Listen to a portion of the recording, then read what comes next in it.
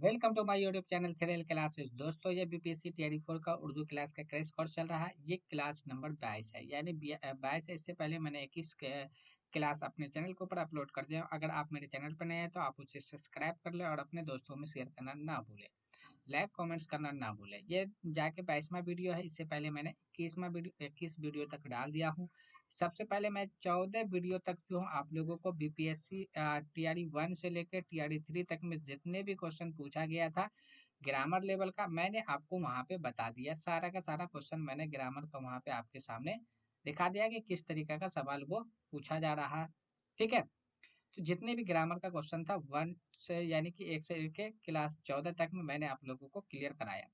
अब लेकिन 15 के बाद से आपका क्या हो रहा है कि इसमें जो 15 में साथ में जो ये जो 15 को क्लास चल रहा था, 14 जो क्लास चला था, इसमें दो मुसन्निफ का नाम भी डाला जा रहा था और 20 को वन लायर क्वेश्चन भी लिया जा रहा था। लेकिन अब 15वीं वीडियो से वहां पे क्या किया गया है कि आप लोगों को बेड टॉपिक के तौर पे जो पूरा टॉपिक का जो कॉन्सेप्ट रहता है उसको क्लियर करने की कोशिश किया गया वीडियो नंबर 15 से, जिसमें 15 वाले वीडियो नंबर 15 में आप लोगों को ड्रामा के बारे में बताया गया था। कलीमुद्दीन अहमद और इलियास अहमद कदरी के बारे में बताया गया था। फिर उसके बाद 16 नंबर वीडियो जब आता है तो उसके अंदर रमूज औकात के बारे में बात किया गया था। ये सॉरी, 15 में आप लोगों को वली दखनी और कसीदा के बारे में बताया गया था। कसीदा के बारे में। ठीक है। 16 नंबर में आप लोगों को ड्रामा के बारे में बताया गया था। ड्रामा ड्रामा के बारे में, और यहाँ पे जाके कलीमुद्दीन अहमद के बारे में, और उसके बाद जाके इलियास अहमद कदई के बारे में। फिर जाके 17 नंबर की वीडियो के अंदर आप जाइएगा तो वहाँ पे रमूज औकत यानी पंक्चुएशन मार्क मिलेगा। और सैयद सुलेमान नदवी और इमदाद इमाम असर के बारे में वहाँ पे आपको मिलेगा। फिर अगर हम लोग 18 नंबर की वीडियो की बात करें तो यहाँ पे आप लोगों को जुमला के जितने भी अकसाम होते हैं वो सारा चीज वहाँ पे बताया गया था। जनरली आमतौर से कितने जुमले के अकसाम होते हैं, बनावट के एतबार से कितने होते हैं, तो वहाँ पे जुमला से रिलेटेड बात किया गया था। 19 नंबर की बात करें तो हम लोग वहाँ पे मतसाबुत सूत अल्फाज के बारे में हम लोग बात किए थे। यानी कि होमोनियम्स वर्ड जो आता है, यानी कि एक जैसा मतलब कि देखने में, राइटिंग में, स्पेलिंग में एक हो और उसका मतलब कि आपका प्रोनाउंसिएशन एक निकलता हो, आवाज एक निकलता हो, तो वैसे लफ्ज को ही हम लोग होमोनियम्स के वर्ड के अंदर रखते थे। ठीक है। उसके ऊपर चर्चा किया गया है। इसके साथ में आप लोगों को अशरफ बयाबानी के बारे में बताया गया था। उसके बाद जाके आपका जब आता है यहाँ पे 20 नंबर वीडियो में, तो 20 नंबर वीडियो के अंदर आप लोगों को जो वहाँ पे मिलता है, आदिल शाह हुकूमत के बारे में मिलता है। आदिल शाह हुकूमत प्लस जितने भी तरह का इस्म होते हैं उसके ऊपर मैंने बहस किया था। 21 नंबर के वीडियो के अंदर जो हम लोगों ने बात किया तो जितने भी तरीका का फेल से रिलेटेड जो सवाल पूछा जाता है, फेल के कितने अकसाम होते हैं, फेल क्या होते हैं, सारे चीज वहाँ पे यानी एक्टिव वॉइस पैसिव वॉइस के ऊपर भी हम लोग चर्चा किए थे, है ना। तो ये टोटल जाके इस तरीका से यहाँ से आप लोगों को वीडियो नंबर 15 से आप लोगों को कवायद का मतलब कि कंटेंट भी आपको फुल मिल रहा है। अब प्लस आपको जो यहाँ पे साथ में जो आपका जो है उर्दू अदब से रिलेटेड भी कंटेंट यहाँ पे कहीं में जोड़ा गया है, कहीं में नहीं भी जोड़ा गया है। तो आपको वहाँ पे से ये करना चाहिए। बाकी आप पहले स्टार्टिंग से आप देख सकते हैं। और ये आप लोगों के सामने जो 22वां वीडियो है। तो चलिए आज हम लोग स्टार्ट करते हैं। यहाँ पे आज आप लोगों को दो गो मुसन्निफ का मतलब कि दो गो आपका सवाल लिया गया प्रॉपर टीआरई 1 में। देखिए, अब मैंने आप लोगों को बताया कि सबसे अगर कठिनाई का सामना अगर करना पड़े टीआरई मतलब कि 6 to 8 9 10 12 के उससे, तो सबसे ज्यादा अगर मान लिया जाए तो बीपीएससी टीआरई 1 वाले उर्दू के लिए हार्ड भी आता है। तो उसका लेवल नहीं है। आपका बीपीएससी की तैयारी कर रहे हैं तो आपको समझ लीजिए 1 to 5 में पढ़ रहे हैं तो टीचर बनना चाह रहे हैं, तो कोई जरूरी नहीं है कि हाँ मतलब कि 1 to 5 का आपका कॉन्सेप्ट पूछा जाएगा सवाल से रिलेटेड। आप लोगों को वहां से भी पूछा जाएगा, 9 10 से पूछा जाता है, 11 12 से भी डाल दिया जाएगा। इसलिए जितना भी चीज यहाँ पे बताया जा रहा है ये सभी के लिए जरूरी है। 1 to 5 के लिए भी जरूरी है, 6 to 8 के लिए भी, 9 10 11 12 के सभी के लिए जरूरी है। तो चलिए आज का क्लास हम लोग शुरू करते हैं। जैसे देख लीजिए, अब यहाँ पे उर्दू अदब से सवाल पूछा गया था। यहाँ पे कोई ये जो टीआरई 3 के अंदर जो दिया गया था सवाल, तो वहाँ पे आप लोगों को ये नहीं दिया गया था। आ, आपका जो इक्तबास जो होता है वो इक्तबास आप लोगों को नहीं दिया गया था। इक्तबास की जगह पर डायरेक्ट वहाँ पे आप लोगों को सवाल दिया गया था। तो अब देखिए टीआरई 3 में उर्दू अदब से 1 to 5 वाले क्वेश्चन में पूछा गया था। क्वेश्चन नंबर 11 पे है, आप जाके सॉरी 9 पे है, आप जाके देख सकते हैं कि हाँ इसमें क्या पूछा गया था। ठीक है। तो यहाँ पे पूछा गया था मौलवी सैयद मकबूल अहमद, है ना, समदहानी, है ना, नाम के मकतूब निगार कौन है। यानी कि ये जो है ना मौलवी सैयद मकबूल अहमद हमदानी के नाम, है ना, एक मकतूब है। तो उसको मतलब उसके मकतूब निगार कौन है, यानी लिखने वाले कौन है। तो यहाँ पे ऑप्शन नंबर 1 में मेहदी अफादी है, 2 में है कि आपका मौलाना हाली है, 3 में है कि सबले नमानी है, 4 में एक से ज्यादा इनमें से कोई नहीं। तो देखिए इसका जो सही जवाब होगा ऑप्शन नंबर 1 आपका सही जवाब हो जाएगा। मेहदी अफादी के बारे में पूछा गया था। किसके बारे में पूछा गया था, मेहदी अफादी के बारे में पूछा गया था। यानी कि इसका सही जवाब क्या हो जाएगा, मेहदी अफादी हो जाएगा। तो मौलवी सैयद मकबूल अहमद समदानी के नाम से जो मकतूब निकाला था, ये आपका मेहदी अफादी से है। ये 10वीं के क्लास दरख्सा उर्दू के अंदर वहाँ पे दिया हुआ है, आपका बेजाबते टॉपिक है। यानी जब खुतूब का जो सिलसिला वहाँ से शुरू होता है, टॉपिक शुरू होता है, तो उसमें यहाँ पे मेहदी अफादी का जिक्र किया गया था। अब बताइए कि ये 1 to 5 वाला क्वेश्चन है ना, 1 to 5 वाले में, लेकिन कहाँ से पूछा गया, 10वीं के लेवल से पूछा गया। तो इसका कोई ठिकाना नहीं है। इसलिए आप ऐसा तैयारी कीजिए कि आपको कहीं से भी सवाल पूछे तो कोई आपको दिक्कत नहीं होना चाहिए। तो चलिए अब हम लोग मेहदी अफादी के बारे में थोड़ा सा देख लेते हैं। ऑप्शन नंबर 1 यहाँ पे आ गया। चलिए इसका सही जवाब कि मेहदी अफादी थे। देखिए मेहदी अफादी का असल नाम जो मेहदी हसन है। मेहदी अफादी का असल नाम क्या, मेहदी हसन। क्या नाम है, मेहदी हसन। उसके बाद है कि मेहदी हसन की पैदाइश जो 1828 में हुआ था। 1828 में कहाँ हुआ था, गोरखपुर में हुई थी, है ना। कहाँ हुई थी, गोरखपुर में हुई थी। और इनका ताल्लुक जो था मुअज़्ज़ज़ शेख घराना से था। मुअज़्ज़ज़ शेख घराना जो था उससे था। उसके बाद देखिए यहाँ पे अगला पॉइंट है कि आपका मेहदी अफादी के वालिद जो था इंतहाई मजहबी आदमी थे, है ना। मेहदी अफादी के वालिद जो साहब जो थे वो इंतहाई मजहबी आदमी थे। अलबत्ता पैसे के एतबार से जो, यानी कि कारोबार जो उसका व्यापारी जो एक तरीका से जो कारोबार जो करते थे, तो वो था कोर्ट इंस्पेक्टर के पुलिस थे। क्या थे, कोर्ट इंस्पेक्टर पुलिस। ठीक है, ये चीज याद रखना। आगे देखिए यहाँ पे इब्तदाई तालीम घर पर ही हासिल की था। तो मेहदी अफाजी जो थे वो इब्तदाई तालीम अपने घर पे ही हासिल किए थे। उसके बाद है कि अंग्रेजी और फारसी में महारत हासिल थी। तो आपसे सवाल पूछा जा सकता है कि मेहदी अफादी को और उर्दू के अलावा और किस जबान में महारत हासिल थी, तो अंग्रेजी और फारसी दोनों जबान में थी। ये चीज आपको याद रखना। आगे देखिए मेहदी अफादी की 3 शादियां हुई थी। कितनी शादियां हुई थी, 3 शादियां हुई थी। कितनी, 3 शादियां, है ना। तीसरी बेगम जो थे अजीमुन निसा, है ना, अजीमुन निसा थी। तीसरी बेगम का क्या नाम था, यानी बीवी का नाम क्या था, अजीमुन निसा थी, है ना, जो बेगम मेहदी के नाम से मशहूर हुई थी। तो आपसे सवाल ये भी पूछा जाता है कि मेहदी अफादी की कौन सी कितने नंबर की बीवी जो थे, जो बेगम मेहदी के नाम से मशहूर हुए थे, तो वो आपको तीसरे नंबर की बेगम थी। क्या नाम था बेगम का, तो अजीमुल निसा था, अजीमुल निसा बेगम। ठीक है, तो ये इस तरीका से आपको याद रखना। आगे देखिए यहाँ पे कि मेहदी अफादी के बारे में देखिए, यहाँ पे मेहदी अफादी ने हाल ही के तख्लीकी जहन की बड़ी दाद दी थी। अब ये भी पूछा जाता है कि मेहदी ने किसकी जो मतलब तहकीकी जहन की बड़ी दाद दी थी, तो वो अल्ताफ हसन हाली के ऊपर दिया था। ठीक है, तो अल्ताफ हसन हाली के बारे में जो अपना उसके जो तख्लीकी जहनी के पर जो है वो बड़ी दाद दिए थे। आगे एक इसके मजमून के बारे में दिया है। एक मजमून है, मजमून का क्या नाम है, आपका हो गया बानुमान, बानुमान फलसफा। ये जो बानुमान फलसफा जो था, यानी बानुमान फलसफा, है ना, हुस्न इक्स, ये आपका मजमून हो गया जाके बानुमान फलसफा हुस्न इक्स। ये यूनानियों के नुक्ता नज़र से मरतब था। यानी कि यूनानियों के जो यूनानियों के रहने वाले लोग जो थे वहाँ के मतलब कि एक तरीका से कॉन्सेप्ट को इसमें उतारा गया था। आगे देखिए यहाँ पे कि एक तरफ तो रूहानी तहरीर का असर इनके ज़हन पे था। पूछा ये भी जाता है कि मेहदी अफादी को मतलब किस तहरीक का मतलब ज़हन पे असर था, तो रूहानी तहरीक। कौन सा तहरीक, रूहानी तहरीक का ताल्लुक था मतलब कि मेहदी अफादी से। और दूसरी तरफ अगर देखा जाए तो मौजूदा उस इख्तिलाफ की नौनियत भी उभरती आ रही थी। तो मौजूदा को के लेकिन मेन माना जाएगा आपको किसका, रूहानी तहरीक, है ना। पूछा जाता है कि मेहदी अफाजी जो है ना किस तहरीक से में शामिल थे या किस तहरीक से मुतालिक है, तो आपको बताना है रूमानी तहरीक से, है ना, रूमानी तहरीक से। कौन सा तहरीक, रूमानी तहरीक। ठीक है, चलिए तो ये हो गया था क्या कि आपका जो मतलब कि वहाँ पे पूछा गया था RTR 1 में जो एक तो यहाँ पे इसके बारे में बताना था, इसलिए एक क्वेश्चन लिए, हर क्वेश्चन नहीं लिए, एक क्वेश्चन और भी लिए जो आपका दूसरे से रिलेटेड है, उसको भी हम लोग अभी देख लेंगे। तो मेहदी अफादी के बारे में हम लोग देख लिए हैं। ठीक है। चलिए आगे देखिए, यहीं पे बीपीएससी टीआरई 3 के अंदर उर्दू ग्रामर से पूछा गया था 1 to 5 में, ये क्वेश्चन नंबर 12 पे है। ठीक है, देख लेना है। वह इसमें जो किसी जगह का तस्वुर पेश करे यानी कॉन्सेप्ट पेश करे तो उसे क्या कहा जाता है, इसम जमाना कहा जाता है, जमान या जमा, है ना। इसमें जर्फ मकान या इसमें आला कहा जाता है, या एक से ज्यादा हो गया, या इनमें से कोई नहीं। तो देखिए आपका इसमें से सही जवाब, देखिए जब भी जगह की बात करता है तो जगह का मतलब क्या होता है, मकान। जगह से का ताल्लुक जगह, जगह पे मकान बनता है ना, मकान बोलिए या मका बोल दीजिए, बात बात एक ही आपका आ जाएगा।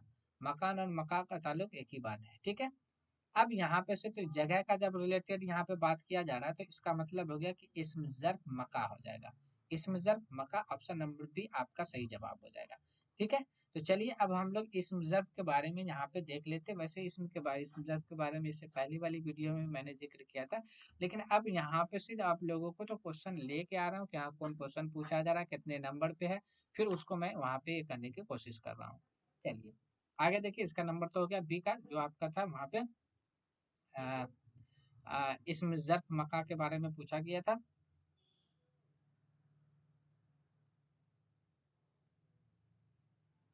ठीक है। तो अगर यहाँ पे हम इसकी बात करें, अब ये हो गया जाके इसम ज़र्फ। इसम ज़र्फ किसको कहा जाता है, तो इसम ज़र्फ वह इसम या नाम जो किसी जगह या वक्त को जाहिर करे। बस दो ही बात याद रखना है, इसम ज़र्फ का ताल्लुक जो है एक जगह से है, दूसरा आपका वक्त से है। यानी कि जगह वाला जितना भी नाम जाएगा वो इसम ज़र्फ के अंदर जाएगा, वक्त वाला जितना भी नाम जाएगा वो सारा का सारा आपका इसम ज़र्फ के अंदर चला जाएगा। इसम ज़र्फ के दो किस्में होते हैं, है ना, इसके दो किस्में होते हैं। एक का नाम है इसम ज़र्फ मका, यहाँ पे हो जाएगा जाके मका। ठीक है, मकान या मका, है ना, जो जगह से रिलेटेड हो। अभी मैंने ऊपर भी आप लोगों को बता दिया जगह का ताल्लुक मकान से रहेगा।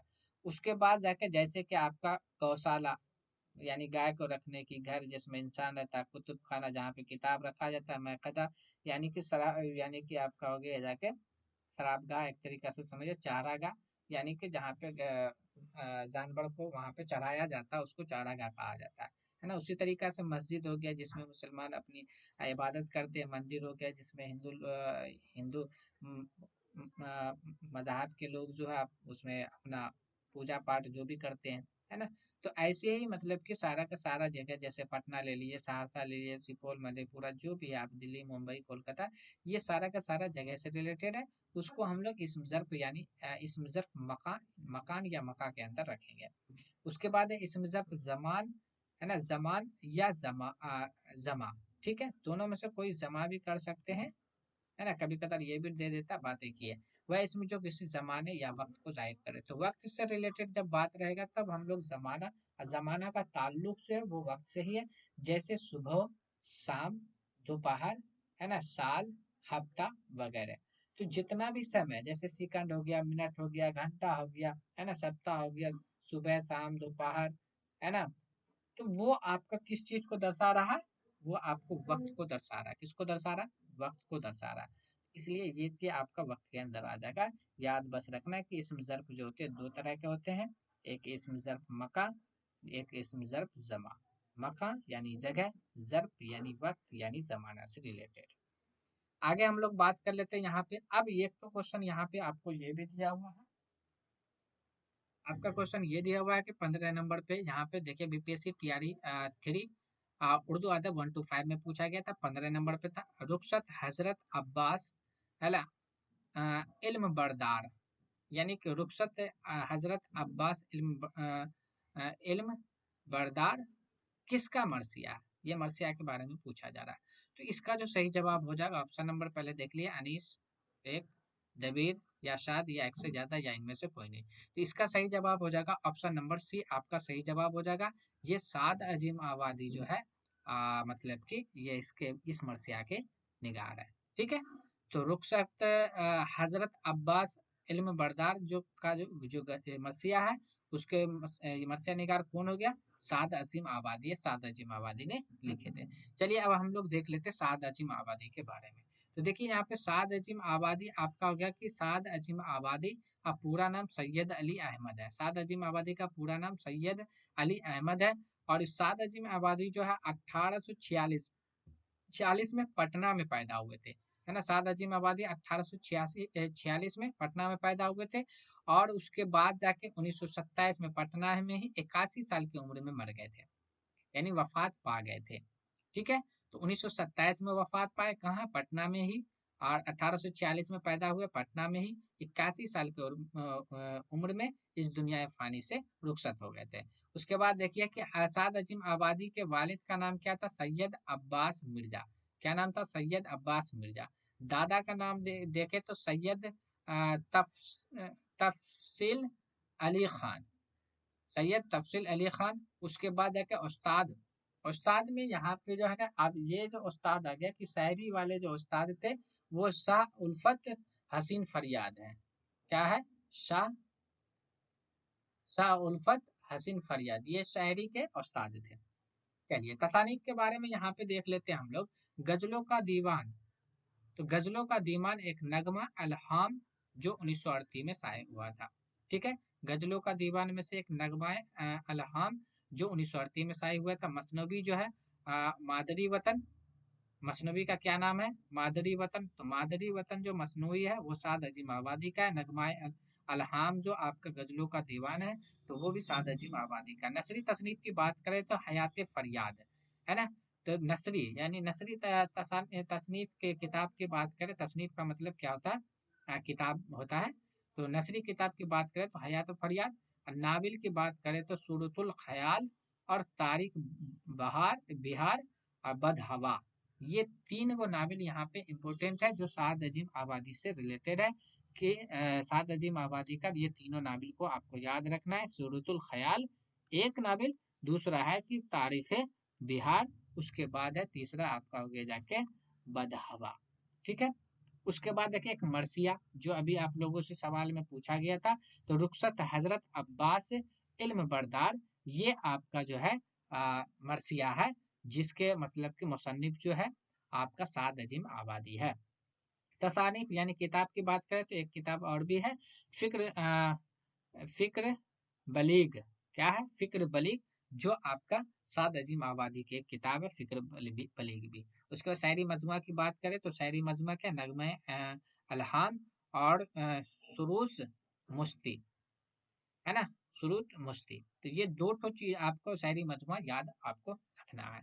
आगे देख लीजिए, यहाँ पे अहम मालूमात में भी देख लेते हैं यहाँ पे साद अजीम आबादी के बारे में। तो देखिए यहाँ पे आप लोगों को दिखाई दे रहा होगा।